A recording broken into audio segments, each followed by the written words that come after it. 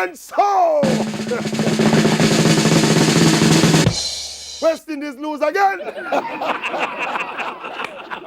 And you know, people said this, some people said that about West Indies cricket. But the real crux of the matter is, when all is said and done, this is the kind of pathetic and embarrassing non-performance that continues to squeeze the life out of the West Indies cricket fans. How much more of this kind of battering them expect we take?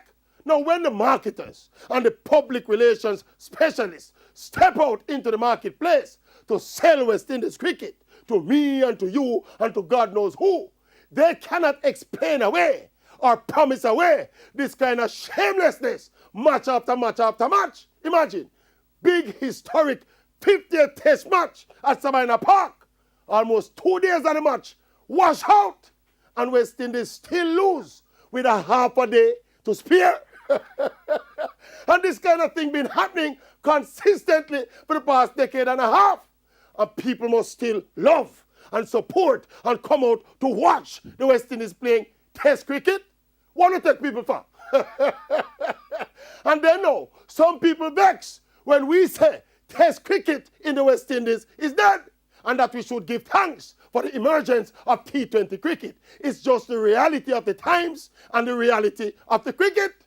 You cannot blame me and all the other fans across the region when we say we're not accepting no more of this garbage from the West Indies team.